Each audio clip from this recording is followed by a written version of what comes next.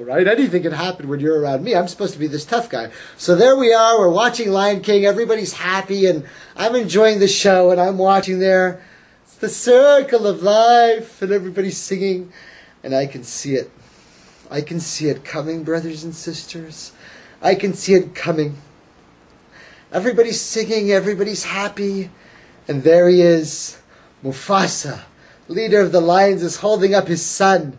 Here we have the noble circle of life and this journey of how all the animal world works together, and no one's paying attention, and I can see it coming before anybody else. Everybody's laughing and everybody's happy and having a good time, but I know it's going to happen. You all know what happens in the movie, right? Scar! Scar! Before you know it, Simba's running around thinking life is happy, you can go here, do this, do that. No one's saying see here, no one's saying stop that. Free to do it all my way. Free to say anything I want.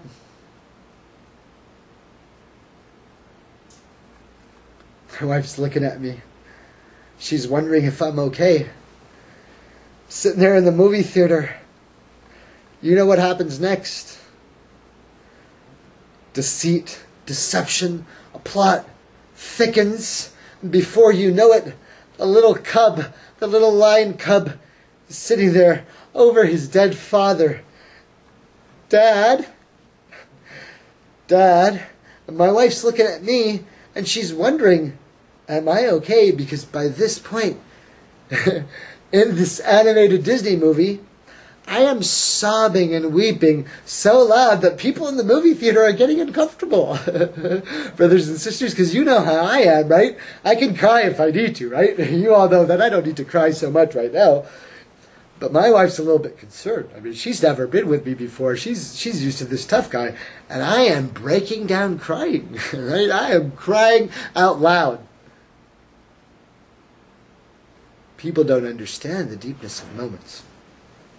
So now those of you who are seeing this pattern, you're seeing that these symbols and icons have been there. They've been in our stories. They've been in our patterns. That the dark forces have used these pagan symbols of lions to signify some representation of control, a representation of power, that these lion beings would control or protect a certain area, a certain pattern, a certain force field of jinn powers, a certain energy or vibration that was attached to the ancients.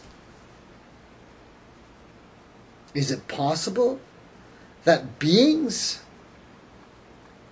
of the lion community used to be here and then went into the earth itself? That ancient race knew that some destruction was going to occur on the surface of the earth, and so they went into the earth itself.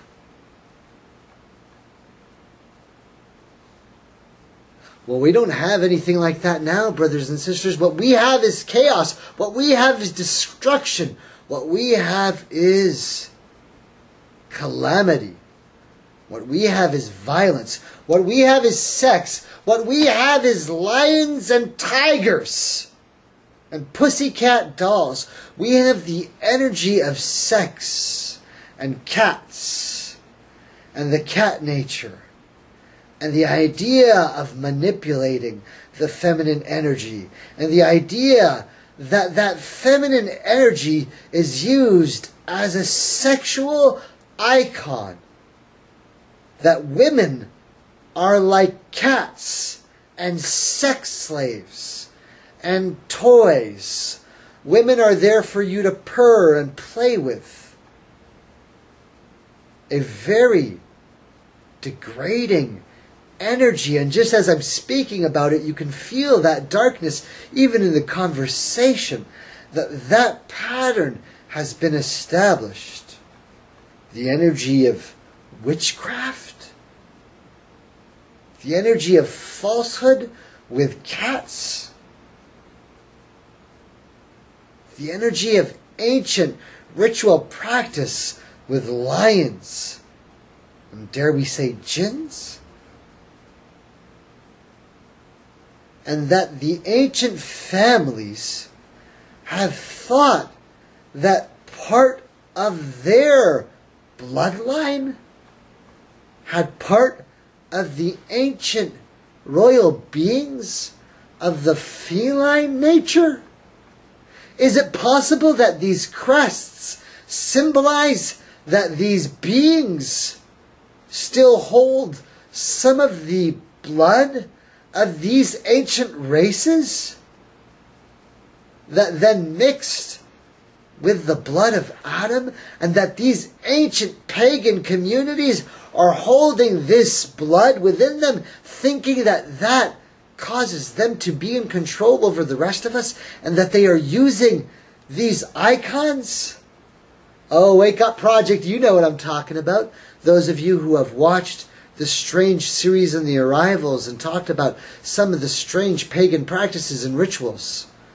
We're talking about ancient Egypt and bringing it all the way to modern times, and the icons of the cat, and the icons of the lion, and the icons of some of these ancient communities, and how that relates to those who we might call now reptilian. And are they all reptilian just because they have a little bit of reptilian blood? Or are they feline because they have a little bit of feline blood? Are they different than us? Are we different than them? Are we being manipulated now by the same energies and patterns and the same pagan practices? Are the movies and icons that we see and the patterns and stories we watch being manipulated with us in the same way?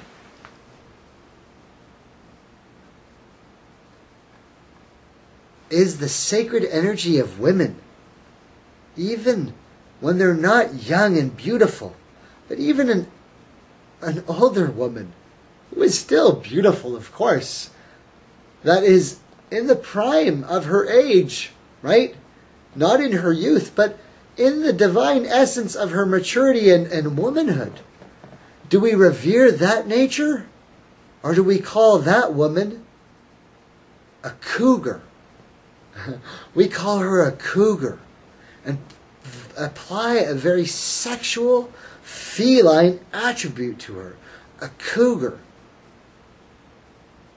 There's a lot of strange patterns that are developing. We're talking about it in the strange patterns of sexual nature and some of the deviant patterns that happen there, but it's also there in a violent nature. When we say that the lion symbol is courageousness, right?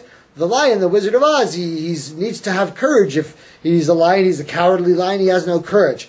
Well, let's talk about the concept of courage in Islam.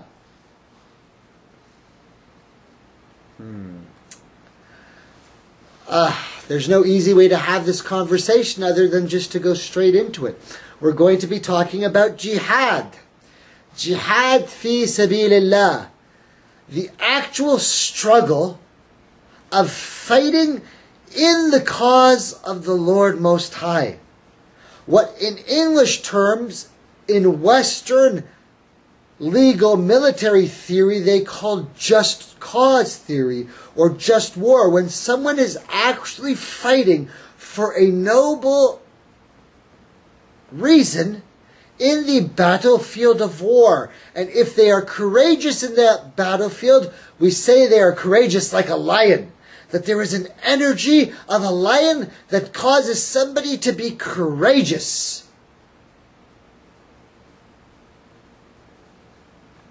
Does that have anything to do with violence? And is there a difference between courageous energy on the battlefield and violence? And is that the same thing? Now, of course, when people use the term jihad, they separate jihad as the physical act of warfare, jihad fi sabilillah as a warrior, and jihad as the spiritual struggle of the nafs, of the spiritual self. And of course, you get into your pseudo-scholars and your modern intellectuals that don't have any concept of either, and so can't explain either. I, my brothers and sisters, am not one of those. So when we talk about jihad on the battlefield, let's not talk about that right now. Let's talk about the false notion of it. Jihad being used as a term for violence. Of course, that is false. Then what is that negative energy having to do with lions and being attributed to violence, that somebody should act out violently? Is there a false energy built into our society, negatively pressuring us to sex of a feline energy and pattern? We see that being manifested. Is the same negative, violent energy being attributed through negative patternings from the lion beings of courageousness into violence also being perpetrated on society? We see that, of course, amongst Muslims, right? If you're going to talk about jihad and you're listening to a Muslim who says he's a Muslim, your biggest accusation of Muslims is that we don't condemn jihad and the violent nature of it today. Oh, my brothers and sisters, we are talking about everything today, and if you are searching for the term jihad, you're going to hear everything today. So when we talk about violence, we don't relate it to jihad fi sabilillah at all, because violence is an emotion, an energy that is built in within you that develops for a certain purpose, rage, violence. It has certain characteristics, and it has been attributed to this violent lion being. That you let out a lion within you. Is that a correct attribute? Well, we say in Islam, it's true that we have this idea of being called lions. You know, lions, the heart of a lion in the battlefield. You know, lions in war. There is kind of a glorious concept to that. So it's true that you're supposed to be courageous on the battlefield, and there's something noble in that. So let's go back to the traditional concept of jihad and talk about what war used to be like during the time of the Prophet Muhammad himself. Well, we know in the ancient days you actually had a war, right? You had two sides declaring a battle on the checkerboard of light. You got black squares and you got white squares, right, brothers and sisters? And you got people on two sides. Each side knows exactly which pieces, which are the pawns, which are the soldiers, which are the horses, and you meet on a perfect level playing field and you declare war and you fight like pieces on a board. And those who courageously win the battle have victoriously won the day and won the argument and have proved that their point was correct. That kind of scenario does not exist in our modern day and age. And so what kind of world do we live in?